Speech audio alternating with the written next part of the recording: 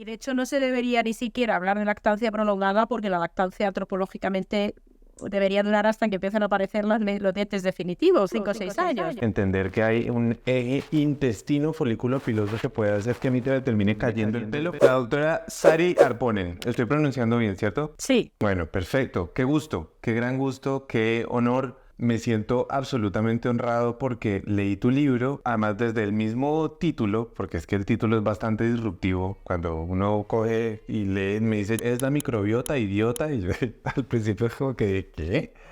Sí, o sea, es bastante disruptivo, pero y alguien me dijo, lee lo que yo sé que te va a gustar. Sari, cuéntanos por favor un poco de ti.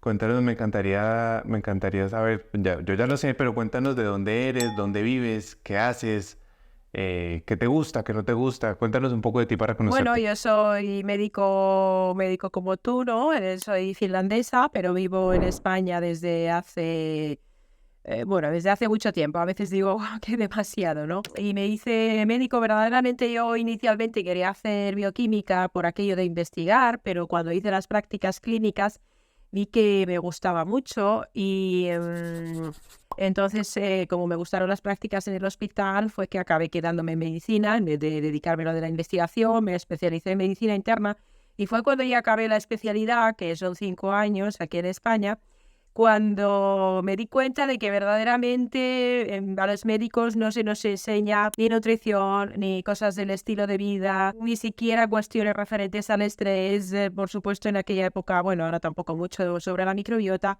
y empecé a investigarlo, a estudiarlo por mi cuenta, porque vi que eso verdaderamente era importante y era una parte fundamental para conseguir sanar a las personas. Yo me dedicaba a las enfermedades infecciosas, sobre todo, y es verdad que las infecciosas, pues puedes hacer mucho VIH, pues los fármacos te pueden curar, pues de pronto una neumonía. Para el VIH van fenomenal, no lo vamos a negar. La hepatitis C la podemos curar, pero verdaderamente el por qué una persona le va mal una infección, el por qué una persona hace enfermedades crónicas y el cómo luego con la farmacología verdaderamente no damos mucha solución a muchas enfermedades crónicas, pues me hizo profundizar cada vez más en todos estos temas y ya fue que acabé estudiando psiconeuroinmunología clínica y ahí me explotó la cabeza, ¿no? Cuando eres médico y te han metido en la cabeza que los fármacos para todo, esa visión farmacocentrista, ¿verdad?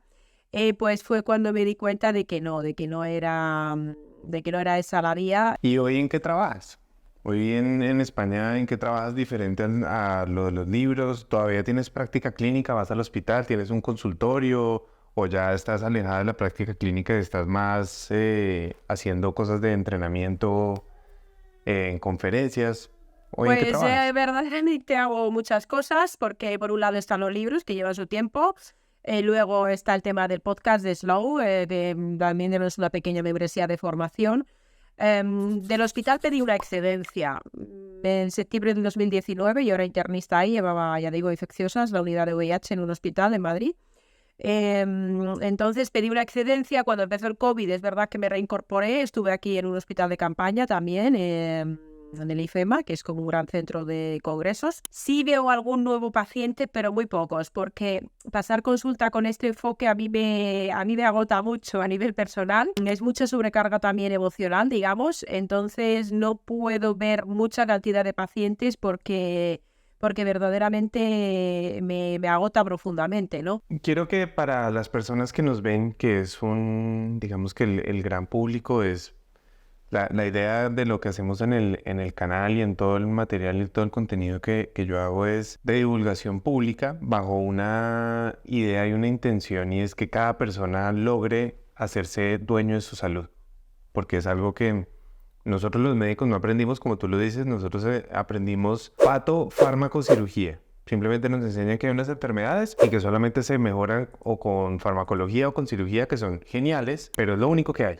Y no hay absolutamente nada más. Y ese es el único kit de herramientas que nos entregan. Entonces, digamos que desde ahí quiero que nos ayudes a definir para la comprensión de todo el mundo qué es la microbiota, cuál es la importancia de la microbiota, dónde encontramos microbiota, porque pensamos que la microbiota solo está en el colon.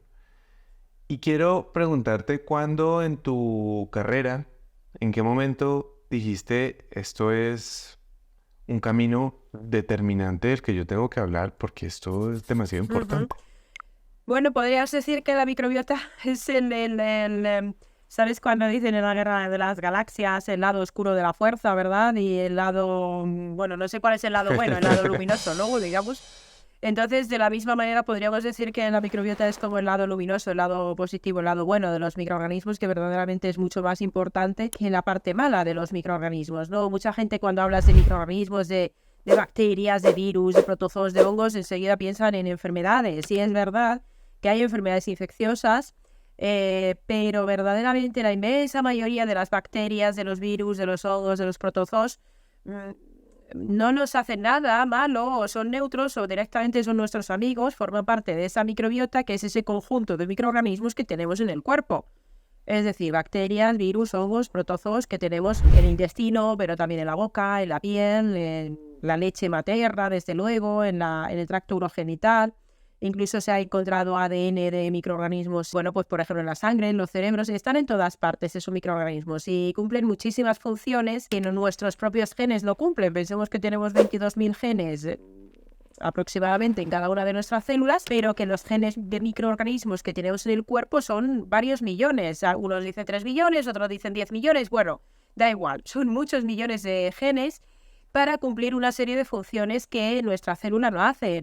Fabricar sustancias, protegernos frente a los microorganismos patógenos, también mantener íntegra esa primera línea de defensa del sistema inmunitario, proteger la producción de glucosa, fabricar vitaminas, esa conexión con el cerebro. Entonces todos esos microorganismos están ahí, son importantísimos para la salud. Lo que pasa es que, claro, sufren por nuestro estilo de vida actual, igual que sufren nuestras propias células. Darme la oportunidad de tratar condiciones crónicas respiratorias, crónicas en piel, crónicas en el aparato urogenital,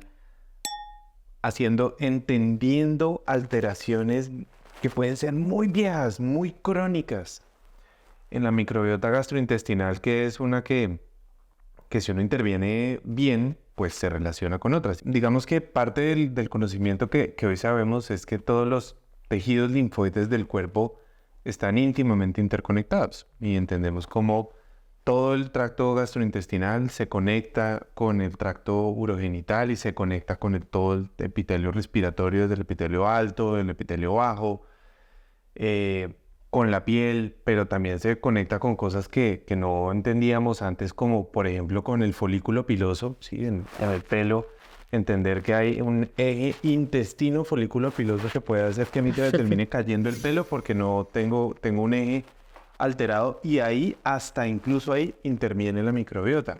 Si yo quiero hacer una buena intervención o si yo quiero hacer un buen diagnóstico en alguien, ¿qué es lo primero que tengo que entender para poder pensar que alguien tiene una alteración crónica en su microbiota? Pues es una muy buena pregunta, porque verdaderamente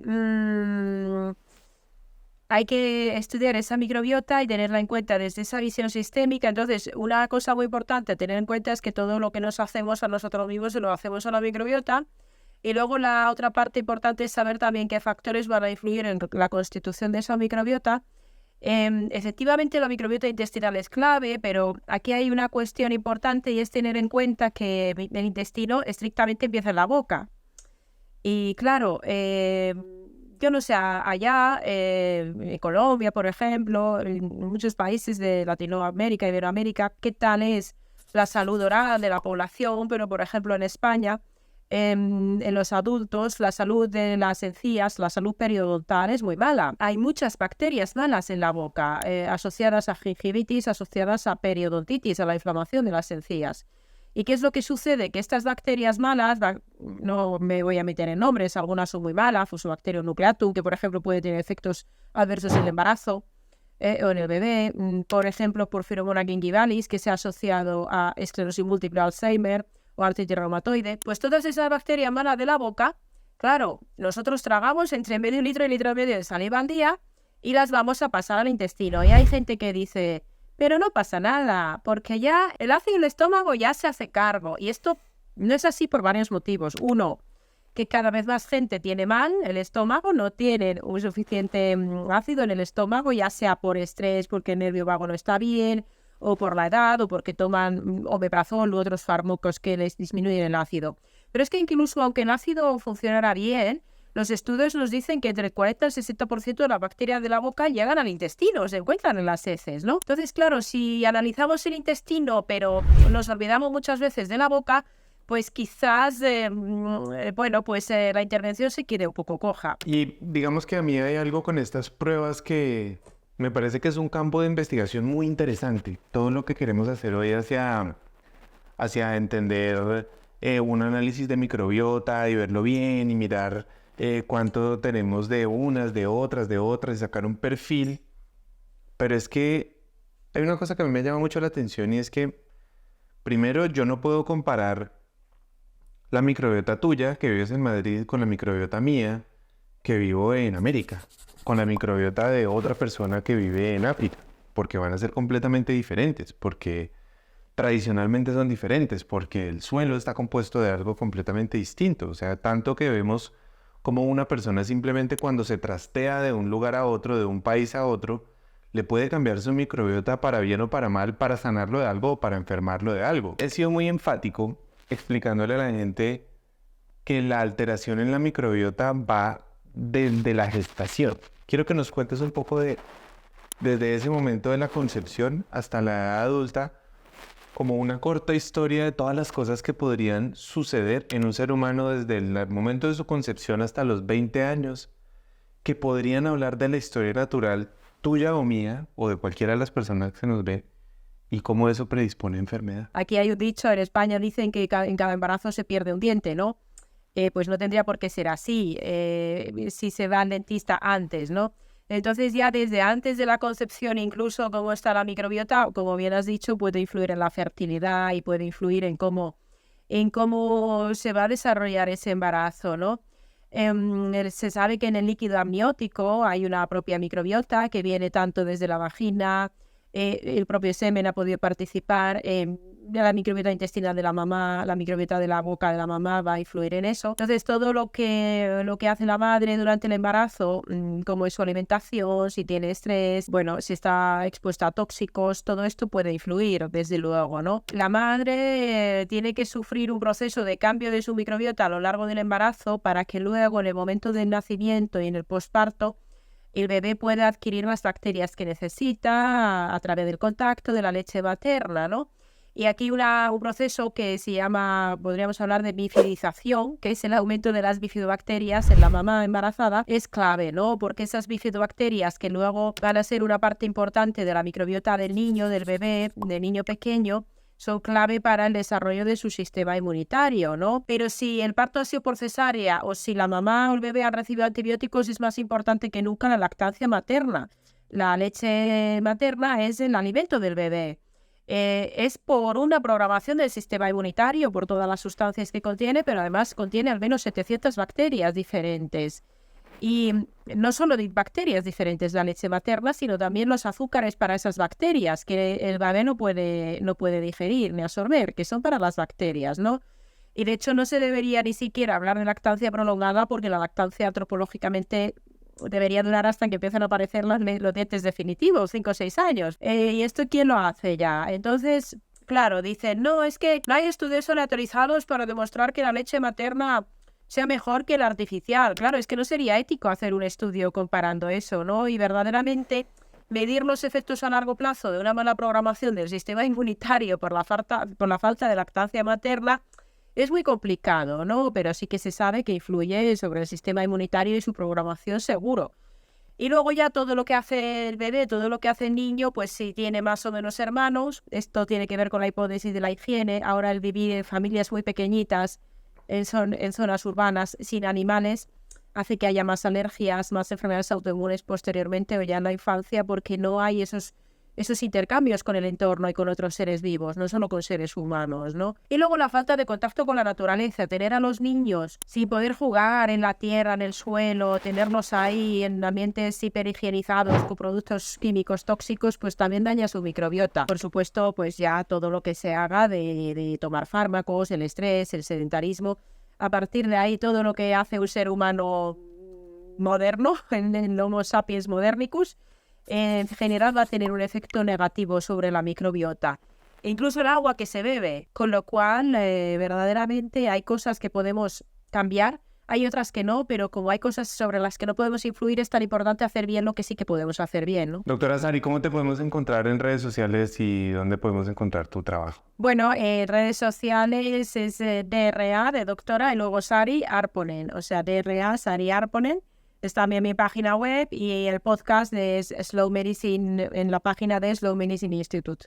Bueno, a todos la doctora Sari Arponen, la autora del libro Es la microbiota idiota, que es una absoluta obra maestra. Es un libro, pero demasiado espectacular. Se lo recomiendo, doctora Sari. Muchísimas gracias. Gracias por tu tiempo, tu generosidad, por tu sapiencia y por compartir con todos nosotros. Pues muchas gracias, ha sido un placer y nada, a cuidarse mucho la microbiota.